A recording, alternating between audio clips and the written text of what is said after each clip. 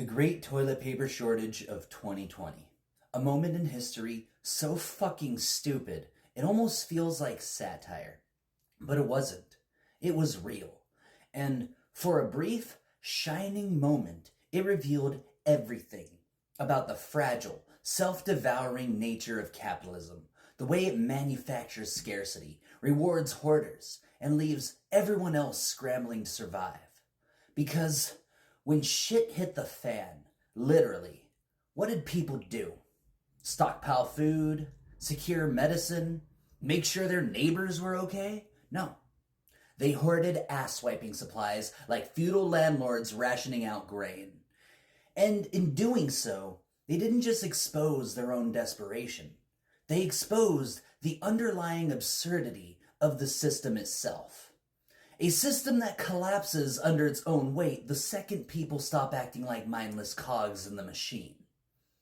We like to think we live in an era of abundance. We walk into a store and shelves are filled with endless choices, every brand, every size, every version of whatever we could possibly want. But that's an illusion. What we actually live under is managed scarcity. Carefully controlled supply chains designed not to serve people, but to maximize profit. And for the most part, it works until something disrupts it. The moment COVID lockdowns hit, that carefully managed illusion fell apart. People panicked, and instead of calmly assessing their actual needs, they let fear take the wheel. They saw others hoarding, so they started hoarding. And just like that, shelves were empty overnight. But here's the thing. There was never an actual shortage of toilet paper. The factories kept making it. The warehouses kept storing it. The problem wasn't supply. The problem was distribution. Capitalism's just-in-time supply chain model isn't built for sudden spikes in demand. It's built for efficiency. And efficiency in capitalism means no room for error, no surplus capacity, and no ability to handle a system-wide shock. So, when the panic started, grocery stores ran out of toilet paper. Not because there wasn't enough in existence, but because the system wasn't designed to handle a world where everyone suddenly wanted a 6-month supply at the same time. The cracks had been there all along. COVID just made them visible.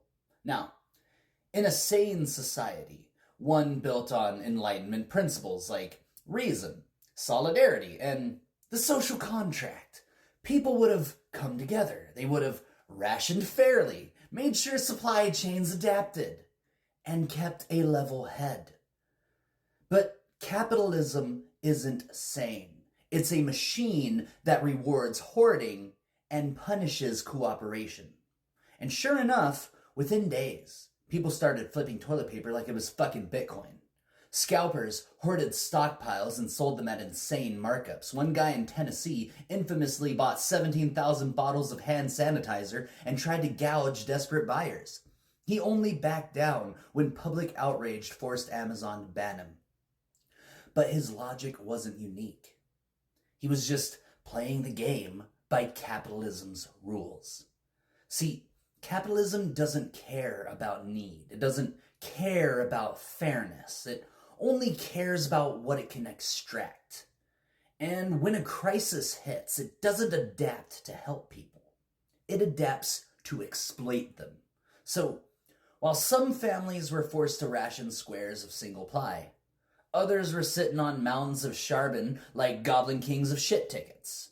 If that doesn't tell you everything you need to know about capitalism, I don't know what does.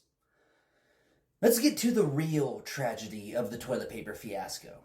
It exposed just how little trust we have in each other and in the system itself. The Enlightenment was built on the idea that people, given knowledge and reason, can govern themselves, that society should be structured on logic and cooperation, not superstition and greed. But capitalism erodes that trust. It forces people into survival mode where the instinct is not to help your neighbor, but to outcompete them, to hoard, to exploit, to take before someone else takes from you. And that's exactly what happened. The shelves weren't empty because supply ran out. They were empty because people believed they would run out.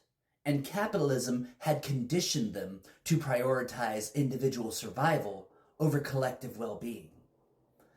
The hoarders weren't acting irrationally. They were acting rationally within an irrational system. And that's the greatest failure of all. Because once the social contract breaks, once people start believing they have to fend for themselves while the rich and powerful sit back untouched, then the system itself is already dead. It just doesn't know it yet. So what happened after the great toilet paper shortage? Did we rethink our entire economic model? Did we build supply chains designed for resilience rather than profit?